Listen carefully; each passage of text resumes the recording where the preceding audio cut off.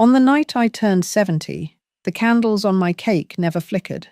The dining table sat dressed for a party that never began. My son had promised he'd come. Instead, he sent a single text. "Sorry, Mum. We're with Anna's family tonight." That was the moment I realized my presence had become optional in his life. My name is Margaret Evans, and I am 70 years old. I never thought I'd be telling my story this way to strangers, with my voice trembling and my heart still raw. But sometimes the truth has to be spoken aloud, because silence is what broke me for too many years. Silence when I cried after my husband passed. Silence when my son grew distant after marrying. And silence on the very night that should have been filled with laughter, not emptiness. Let me take you back. I was born in 1955, in a small town where family meant everything. I carried those values into adulthood, through decades of marriage and motherhood. When my husband died of a sudden heart attack 15 years ago, I thought my world had ended. But my son, David, was only 20 at the time. I told myself, I can't break. Not now. He still needs me. And so I didn't break. I worked long shifts, picked up odd jobs, sold my jewelry one piece at a time just so David could finish college without drowning in loans. I stitched every hole in his shirts, made sure his fridge was never empty, and cheered for him at every milestone. I thought the bond between us was unshakable. But then came Anna, his wife. She was polite at first, with her practiced smile and soft compliments. I wanted to welcome her, truly I did. I told myself, he's found love, he's found his partner. But slowly, almost imperceptibly, she began to rewrite the script of our family. Dinners where I was once the host became dinners I wasn't invited to. Holidays I had always prepared were suddenly spent in her parents' home. My traditions, my presence, began to fade into the background, as though I were a character no longer needed in the play. I tried to ignore it. I convinced myself they were just busy, that I was imagining the distance. But reality has a way of forcing itself into your chest until you can't breathe. And for me, that reality came on my 70th birthday. I had been preparing for weeks. I baked a cake, his favorite, chocolate with buttercream frosting. I laid out the table with the same plates we'd used every birthday since he was a boy. The house smelled of roasted chicken, the kind he always loved when he came home from college. I even set out candles, silly ones shaped like stars that I'd been saving for a special occasion. The clock ticked. 6 o'clock, 7 o'clock, 8. I told myself traffic must be terrible. At 9, I called his phone and it went to voicemail. At 9:30, my screen lit up with the text. "Sorry, Mum, we're at Anna's parents' house tonight. They planned a dinner. I'll see you another time." That was all. No apology. No promise to come later. Just dismissal, wrapped in casual words. I sat at the table alone. The candles stayed unlit. The chicken went cold. I sliced one piece of cake, but I couldn't eat it. My hands shook so badly the frosting smeared across the plate. I remember looking at the clock, each second dragging louder and louder, until it felt like the walls themselves were mocking me within their emptiness. Do you know what it feels like to be forgotten on your birthday? To realize that the child you carried, the child you sacrificed for, the child you thought would always be your anchor, has chosen someone else's table, someone else's laughter, over you. It's not just loneliness, it's erasure. It's the kind of pain that makes you question every choice you ever made, every time you stayed up late sewing costumes, every time you worked 2 jobs just to pay his tuition, every time you swallowed your own grief so he wouldn't feel fatherless. That night, I walked through my house room by room. The walls were lined with photographs. David as a boy holding his first bicycle, David at graduation, David with me on Christmas morning. I stared at those frozen smiles and realized something terrifying. The love I had poured into him had become a one-way river. He drank from it freely, but he never poured anything back. And then, a thought crept in, one I had never allowed myself before. If my son could leave me behind so easily, then perhaps I could leave him behind too. That birthday wasn't just a disappointment. It was a revelation, a curtain pulled back on the illusion I had been clinging to.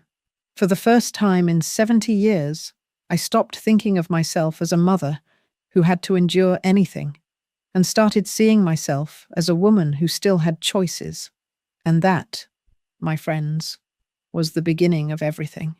The morning after my birthday, I woke to silence, not the peaceful kind, like birds greeting the dawn, but the heavy silence that presses on your chest, the kind that reminds you the phone didn't ring, no one knocked at the door, and the cake from last night still sat untouched on the counter, its frosting beginning to harden. I stood there staring at it, and memories hit me like blows. I thought of all the birthdays I'd given my son, the one where he was 5, when I stayed up all night sewing a red cape for his superhero costume, the one at 12, when I pawned my gold bracelet so I could afford the bicycle he wanted, the one at 18, when I filled the house with balloons, even though I could barely pay the rent. I gave him laughter, surprise, warmth. And what did I get on my 70th? A text, a brush-off, a reminder that I didn't matter enough to even sit at the same table. I tried to shake it off at first, told myself maybe they'd visit the next day. Maybe Anna's family had pressured him. Maybe he hadn't wanted to disappoint them. But deep down, I knew better. It wasn't the first time. It was just the worst. There had been hints for years. The missed calls on Christmas morning. The way Anna rolled her eyes whenever I told a story about his childhood. The vacations they took without inviting me, while I stayed behind to water their plants and feed their dog. Each time, I told myself not to be dramatic.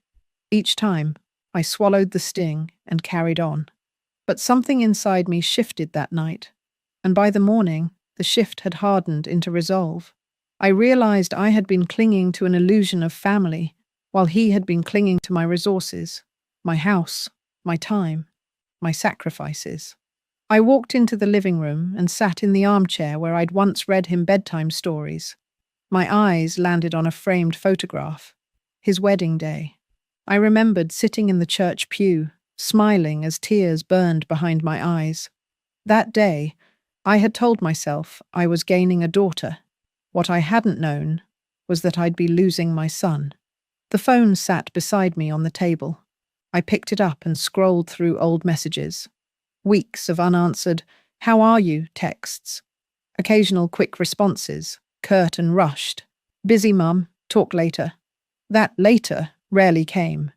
I realized I had become background noise in his life, something to be muted until convenient. My chest tightened. But then another thought cut through the pain. If he could celebrate without me on my birthday, then I could build a life without him in mine. I stood up, stronger now than I had felt in years. For so long I had been waiting for phone calls, waiting for visits, waiting for proof that I still mattered. What if I stopped waiting? What if I took that time, that energy, and gave it back to myself? I walked into the study and pulled out a box from the top shelf. Inside were important papers, bank statements, property deeds, my will. For years, every line of that will had David's name written on it. My house, my savings, even the modest jewelry collection my mother left me. All of it was his. I had always believed that was what a mother was supposed to do, leave behind everything for her child. But what had he left for me? Nothing. Not time. Not gratitude. Not love. The betrayal burned in my chest, but it also fueled me.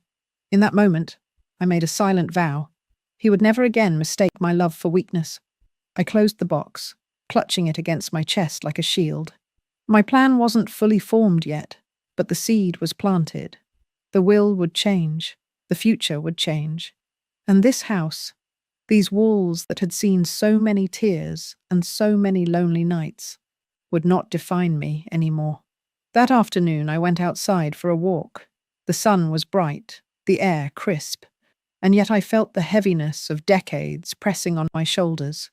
As I passed by, neighbors waved. Some even asked how my birthday had gone. I smiled politely, swallowing the truth. How could I tell them that I had celebrated alone? that the sun I once thought was my anchor had left me to drift. I reached the park at the end of the street and sat on a bench beneath an oak tree. Children were playing, their laughter ringing through the air. Parents chased them, calling their names, holding them close. I watched, with a hollow ache in my chest. That was once me. That was once David and me. And now he had chosen another family's laughter over mine. The realization was brutal, but it was also clarifying. That birthday wasn't the end of my story. It was the beginning of a new chapter, one where I stopped being the forgotten mother and started being the woman who finally chose herself. I whispered it aloud, just to hear the sound of it. No more waiting, no more begging, no more giving to those who don't care. The words felt foreign at first, but as they settled in the air, they began to feel like truth. And with that truth came a strange calm. I stood up from the bench, steadier now, and walked home. My heart still ached. Yes, but it beat with something I hadn't felt in years. Resolve. The morning after my walk, I didn't wake up feeling lighter. In fact, my body felt heavy, as though I'd carried grief through the night. But underneath it all, there was a pulse of determination, steady and insistent. The kind of determination that doesn't fade once the sun rises. I brewed a pot of coffee, sat at the kitchen table, and spread out my papers. Bank statements, the deed to my house, my insurance policy, and finally, my will. The will had David's name on every line. He was my only child. Who else would I leave it all to? For decades, that had seemed natural, unquestionable. But as I stared at the ink on those pages, I felt anger rise. Not hot and wild, but cold and steady. Why should he inherit the fruits of my sacrifice when he couldn't even pick up the phone on my birthday? Why should he reap the rewards of a life he had dismissed, belittled, and abandoned? I made the call to my lawyer that same morning. His name was Mr. Hartley, a man in his 60s with thinning grey hair and a no-nonsense tone. I'd known him for years. He had helped me handle my husband's estate. When he picked up, I didn't hesitate. Mr. Hartley, I need to change my will. Immediately. He paused. Change it? Mrs. Evans, is everything all right? I almost laughed at the question. All right? I was 70 years old, celebrating milestones alone, dismissed by the only person I had left. But instead of spilling my heartbreak, I kept my tone calm. Yes, I said. I want it all removed from David's name. Every cent, every asset. None of it goes to him. There was silence on the line. Finally, he cleared his throat. And where would you like it to go? Charities, scholarships, causes that give children chances, the kind of chances I worked myself raw to give my son. But not him. Never again him. When I arrived at his office later that week, I carried the weight of my decision like a shield. Mr. Hartley reviewed the documents with his careful eyes, making adjustments, typing out clauses that cut David out with surgical precision. Each stroke of the pen felt like another chain breaking free from my wrists. Are you certain about this? He asked when it was done. I looked him squarely in the eyes. I've never been more certain of anything in my life. Walking out of that office, the world looked sharper, clearer. I wasn't powerless anymore. I had taken the first step, but I wasn't done. That evening, I began going through my house, not with the eyes of a homeowner, but with the eyes of a woman preparing to let go. The living room, with its old floral couch and sagging armchair. The china cabinet, filled with dishes my daughter-in-law had once claimed as hers in casual conversation. The dining table where I had waited on my birthday. I touched each item and asked myself, does this serve me, or does this serve him? David's childhood trophies gathering dust? Out. His old books he never came to reclaim? Donated. The desk he once said he'd take when I was done with it? I laughed bitterly at the memory, then listed it for sale online. For years, I had clung to these objects as symbols of family. Now I saw them for what they were, anchors tying me to a son who had already set sail without me. Day by day, I stripped the house bare. Strangers came and went, handing me cash in exchange for furniture, appliances, paintings. Each time an item left the house, I felt lighter. One afternoon, a young couple came to buy the dining table. As they carried it out, I caught sight of the empty space left behind. At first, it startled me, but then I smiled. That table had once been a stage for disappointment. Now, it was gone. And so was the weight of waiting at it, year after year. The money from these sales didn't go into the account David knew about. No, I opened a new one, a private account only in my name. For the first time in decades, I had money set aside that no one could touch, not even him. At night, I sat at the kitchen counter with a notebook. I began to write, not letters to my son, but letters to myself. Promises, reminders, words I wished I'd heard from someone else, but now needed to speak into existence. You are worth more than neglect. You are allowed to leave. You do not need his permission to live. Those letters became my secret strength.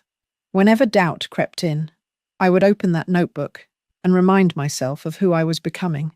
Not a forgotten mother, but a woman reclaiming her life. And though David had no idea what was happening, every step I took carried me further away from his grasp.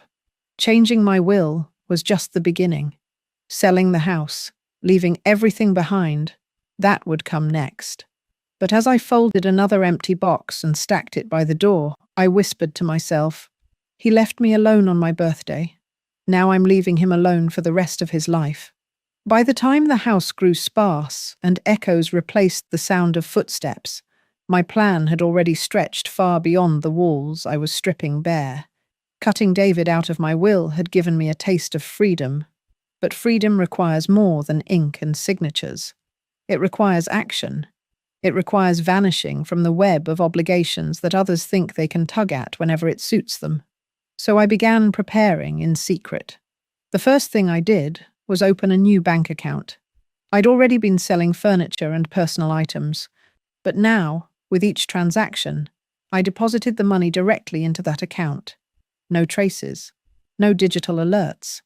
If David ever tried to snoop, or worse, pressure me into sharing, he'd find nothing but shadows. Then I made another call, this time not to a lawyer, but to a relocation agency that specialized in helping retirees settle abroad. A cheerful woman named Clara picked up. Her voice brimmed with warmth as she explained the process. Visas, medical care, property rentals in quiet seaside towns. I didn't tell her much about why I was leaving. She didn't ask. All she said was, "We'll make sure you're comfortable and safe." Those words felt like balm on a wound I hadn't realized was still open. I hung up the phone and sat in silence, the weight of the decision settling over me. I was truly going. I wasn't just changing locks or rearranging furniture. I was cutting the final threads. But before I left, I wanted to make sure the story of what happened to me wouldn't be erased. So one evening, under the dim kitchen light, I gathered every bank statement, every receipt, every message that proved David's neglect. I made copies of everything. Then I bought a sturdy envelope and began assembling what I would later call the record. On the first page, I wrote in bold letters, "This is what you chose. This is why I chose differently." I slipped in credit card statements that showed dinners with Anna's family while I ate alone, copies of the will, both the old one and the new, photographs of my untouched birthday cake, candles still sealed in their package. Each piece of paper was a blade, cutting away the illusion that his abandonment was accidental. When the envelope was sealed, I tucked it into the old family album, the one filled with birthdays and Christmas mornings and smiling faces. I knew when he returned, it would be one of the first things he looked for, proof that he still owned a piece of my past. Instead, he'd find proof that he had lost his place in my future. But even that wasn't enough. I wanted more than a house emptied of his expectations. I wanted to build a life in a place where his shadow couldn't reach me. And so, I began packing, not with the frantic hands of someone running, but with the deliberate care of someone reclaiming her story. Into a single suitcase went the essentials. My journals, filled with decades of thoughts and secrets I never shared. A faded quilt my mother had made for me when I was a child, my late husband's pocket watch, the only piece of him I still carried, a few photographs, not of David or Anna, but of places and people who once made me feel alive. Everything else stayed behind. Every dish my daughter-in-law once laid claim to, every piece of furniture David assumed would be his, left. Let them walk into empty rooms and feel the sting of absence. Let them realize too late that nothing had ever truly belonged to them. I also wrote a letter, not for David to see right away, but for myself. I folded it into my notebook, a reminder for the nights I knew I would waver. It said, "You are not abandoning him. He abandoned you long before this. You are not cruel. You are choosing peace. Do not let guilt drag you back into chains." The hardest part wasn't the packing or the paperwork or even the secrecy. The hardest part was facing the mirror, looking into my own eyes and admitting, I am not leaving because I stopped loving him. I am leaving because I finally started loving myself. In the weeks that followed, I rehearsed my silence. Every time the phone rang with his number flashing across the screen, I let it buzz unanswered. Every time Anna posted photos online of their dinners and celebrations, I scrolled past them like a stranger. I was practicing detachment, building calluses over wounds that had bled too long. Finally, I booked the ticket, a one-way flight to a small coastal town abroad. I didn't even tell my neighbors where I was going. Only Clara from the agency knew, and she assured me all arrangements were ready. The night before departure, I sat on the bare floor of my living room. The air smelled faintly of dust and emptiness. I traced my hand across the hardwood, remembering my son's first steps, my husband's laughter echoing during family dinners. Memories clawed at me, but I held firm. Memories don't make a family. Presence does. Respect does. Love does. I whispered into the empty house, as though the walls needed to hear it one last time. He left me alone when it mattered most. Tomorrow I leave him behind. For good. And as I zipped my suitcase shut, I realized this wasn't running away. This was walking toward the life I should have chosen years ago. The morning of my departure arrived with a sky painted in pale grey, the kind of dawn that feels suspended between endings and beginnings. I woke before the alarm, sat on the edge of my bed, and let the silence press against me one last time. There would be no goodbyes, no tears at the door, no arms wrapping me in comfort. Only me, my suitcase, and the decision I had waited far too long to make. I walked through the house, slowly, touching the walls as if I were tracing the outline of a body I had once loved, but no longer recognized. The rooms were hollow, emptied of furniture, but they still whispered with ghosts. The laughter of birthday parties long past. The sound of David's tiny footsteps racing across the floor. My husband's voice calling from the kitchen. Each memory rose up like smoke, clinging to me, begging me to stay. But I knew better now. Memories can't hold you when you're sick. Memories don't light candles for you when you're forgotten. Memories don't call on your birthday. I paused in the dining room, staring at the bare space where the table had once stood. That table had been the altar of my patience, the place I had waited year after year for family to show up, only to eat in silence. Now it was gone. The emptiness of the room felt cleaner, freer. Before leaving, I slipped the envelope, the one filled with receipts, copies of the will, and my letter, into the family album and placed it back on the shelf. I left it just crooked enough so I knew David would see it when he came searching. My goodbye to him wasn't in hugs or explanations. It was in truth, spelled out on paper. The taxi pulled up quietly, its headlights glowing against the morning mist. The driver, a kind-eyed man with salt and pepper hair, stepped out to load my suitcase. "Heading to the airport?" he asked. "Yes," I said simply, my voice steady. As we drove away, I didn't look back at the house right away. I told myself it was just a building now, nothing more. But at the end of the street, as we turned, I allowed myself one glance. The curtains swayed gently in the breeze through the open window I had left cracked. To anyone else, it looked like an ordinary house. But to me, it was a mausoleum of waiting, of sacrifice, of silence. I let the image burn into me, then exhaled and turned away. The cab ride felt longer than it was. We passed families loading children into minivans, couples walking dogs, teenagers on bicycles.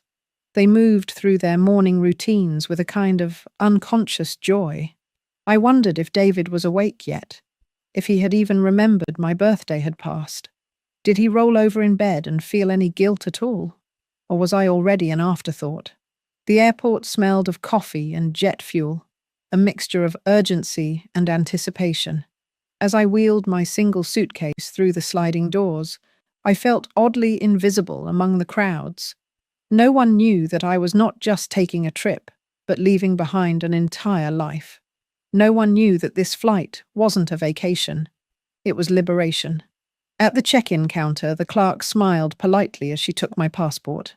"One way to Lisbon," she said, stamping the ticket. The word "one way" echoed in my mind. Final, absolute, uncompromising. Security, boarding, the shuffle of passengers finding their seats. It all blurred together. My heart pounded. Not from fear, but from something sharper. Release. When the plane lifted off the ground, I closed my eyes and whispered to myself, "You're free now." Hours later, when the plane touched down on foreign soil, the air felt different the moment I stepped off. Lighter, saltier, filled with possibility. A driver from the relocation agency waited for me with a sign that read, "Mrs. Evans." For once, it didn't sting to be identified without family. It felt right. The cottage was small, tucked near the sea, whitewashed walls, blue shutters, and the faint smell of lavender drifting in from the garden. When I unlocked the door and stepped inside, I was greeted not by dust or silence heavy with disappointment, but by emptiness that felt like promise, a blank page waiting for me to write on. That night, I unpacked my few belongings, my journals, my quilt, my husband's pocket watch. I placed them gently around the room like anchors. Then I opened the windows and listened to the ocean. Waves rolled and broke, steady as a heartbeat. For the first time in years, I slept without waiting for a call, without hoping for a knock at the door. The next morning, I walked barefoot to the shoreline. The sun painted the water gold, and fishermen were already pulling in their nets. One waved, and I found myself waving back, a smile tugging at my lips. I felt small, but in the best way, like a piece of a wider, kinder world that had nothing to do with the coldness of my son's neglect. And as the waves lapped at my feet, I whispered a quiet truth. He left me behind once. Now, I've left him behind forever. Back home, the house stood waiting, though not in the way David imagined. He returned one sunny afternoon, suitcase wheels rattling against the driveway, his wife trailing behind him, her face buried in her phone. They looked rested, tanned, smug from a week of comfort with her family. He pulled out his key, slid it into the lock, and froze. It didn't turn. He jiggled it harder, muttering under his breath. "Lisa, did you change the locks?" His wife gave him a puzzled look. "Why would I? It's your mother's house." He tried again, the metal scraping uselessly against the tumblers. Irritation darkened his face. He slammed the key harder, but the door refused him. That was when he pressed his forehead to the glass and saw it. Nothing. The house was stripped bare, the sofa gone, the shelves empty, the walls naked. "Lisa," he whispered, his voice cracking. "It's empty." She peered inside, her expression twisting from confusion to alarm. "But where's all her stuff? Where's she?" The neighbours had been waiting for this moment. Mrs. Kendall from across the street, apron dusted with flour, waved cheerfully from her porch. "Oh, you just missed your mother. Packed everything up a few weeks ago. Looked happier than I've seen her in years." David's stomach dropped. "Packed? Where?" he barked. The neighbour shrugged. "Didn't say. Just that she was off to start fresh." Panic bloomed across his face. He pulled out his phone, dialing her number over and over, ring after ring. No answer. He left voicemails, his tone shifting from sharp irritation to pleading. Still, silence. Finally, Lisa noticed the photo album on the shelf, slightly crooked, as though waiting to be discovered. She pulled it down, flipped it open, and found the envelope. With trembling fingers, David tore it open. Inside were the copies, the old will naming him heir, the new one cutting him out, bank records, photographs of the untouched birthday cake. And then, the letter. While I lay forgotten on my 70th birthday, you chose another table. You celebrated without me, but you remembered to use my love, my money, my home. For years I excused your absence, told myself it was just life pulling you away.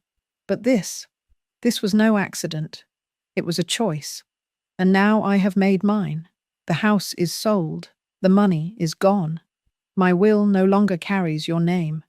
I am not your safety net, your inheritance, or your afterthought. I am simply your mother, and you abandoned me. Consider this the last memory we share. Don't look for me. I will not be found. The words sliced deeper with every line. His face drained of color, his lips trembling. Lisa leaned over his shoulder, tears brimming in her eyes. She can't mean this, Lisa stammered. But David knew she did. He called again, then again. His mother's silence screamed louder than his shouts. For the first time, the son, who had always assumed she would be there, waiting, was left with nothing but an empty house and a letter that severed the cord he thought would never break. Meanwhile, thousands of miles away, I sat on the veranda of my cottage, the ocean wind lifting my hair, a cup of tea warming my hands. My phone buzzed on the table. His name flashed across the screen. I didn't answer.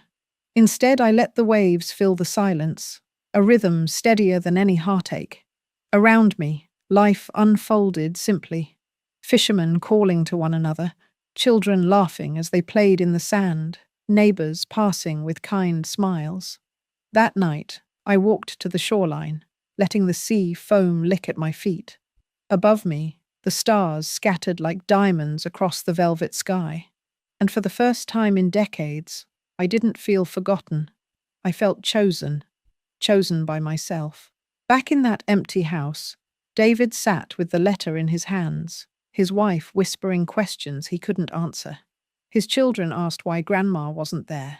He had no explanation, no comfort, nothing left to claim. And I, far away, smiled softly to myself. He had celebrated without me once. Now he would live without me forever.